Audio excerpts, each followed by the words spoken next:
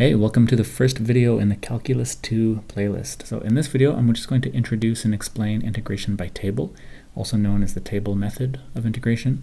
But in general, this whole course is going to be available at engineerforfree.com/calculus2, and there'll be tons of videos there and extra practice problems on all things integration. So single integration, like lots of different methods, double integration, triple integration, and maybe even partial derivatives if we go that far, we'll see.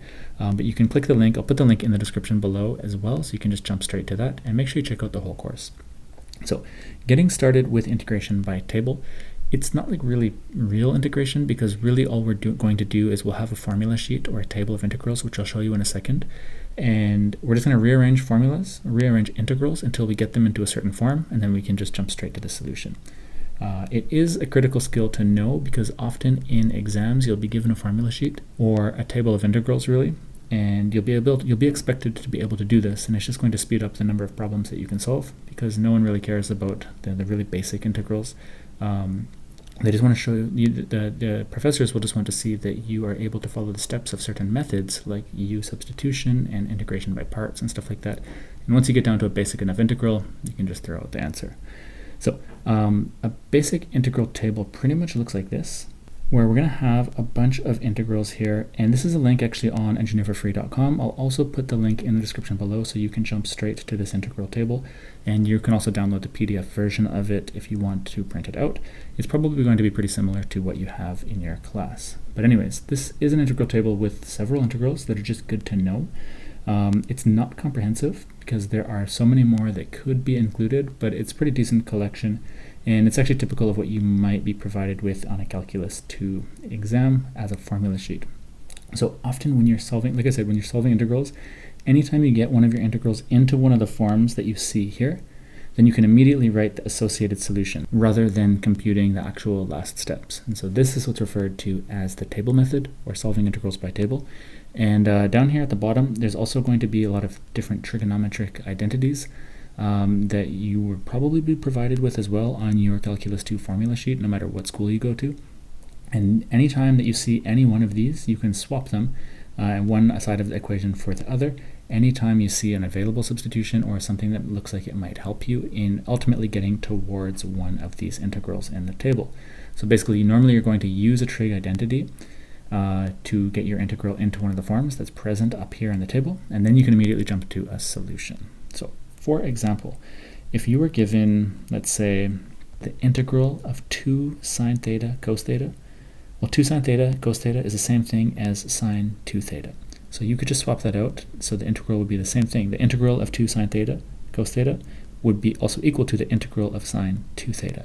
And then, if you knew that, up here in the table, we have this integral where sine a of x d of x is equal to 1 over a cos ax plus c. So in this case, you would have sine 2x dx, and then the solution to that integral would just be 1 over 2 cos of 2x all plus c, which is an arbitrary constant, which you're always going to be seeing just as plus c, just like some random number that we don't know when we're dealing with indefinite integrals.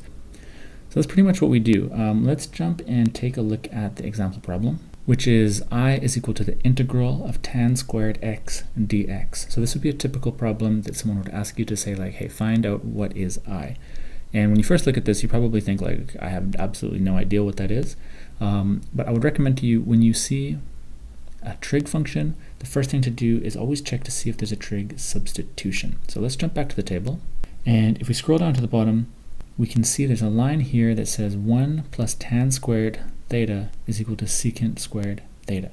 So that's a trig identity, and let's write that down on our sheet. So that was 1 plus tan squared theta, or we can swap it out for x here. You can substitute x and theta like back and forth. It doesn't really matter. It's just something to describe the angle. This was all equal to secant squared of x.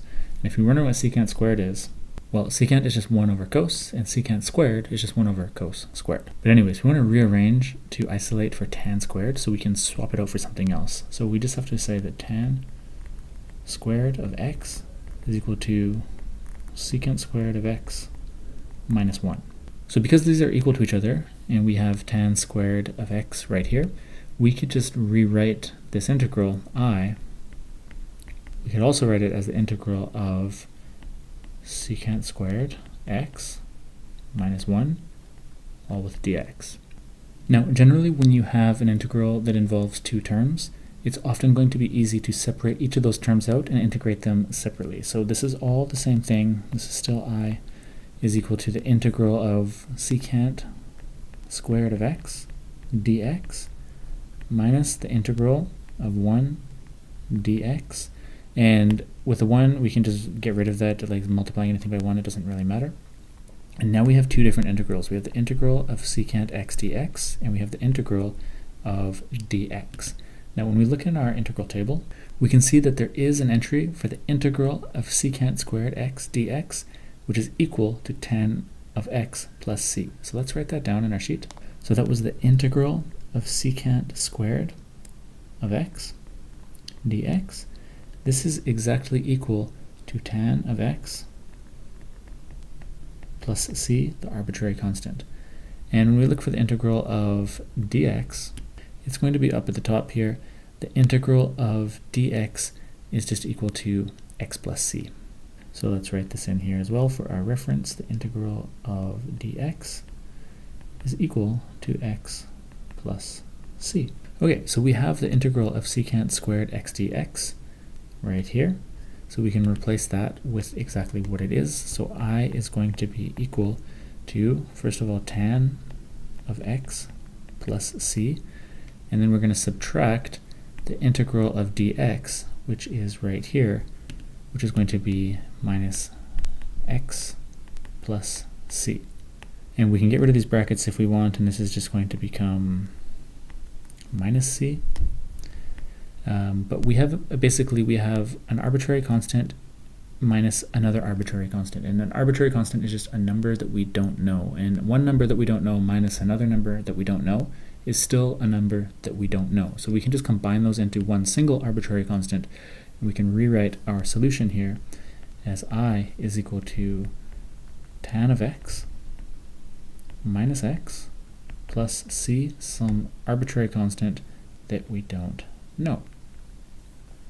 And there you go. So we've solved the integral I. So we had the integral of tan squared x dx, and the actual solution to this is tan of x minus x plus an arbitrary constant. So there you go, guys. That is pretty much how you do the table method. I'm going to go through a few more examples in the following videos on other examples just so you can get used to the idea. But basically all we're doing is just rearranging our formulas or our integrals to get them in a familiar form that matches something in an integral table, and then jumping straight to the solution. So thanks a lot for watching, and I'll see you in the next one.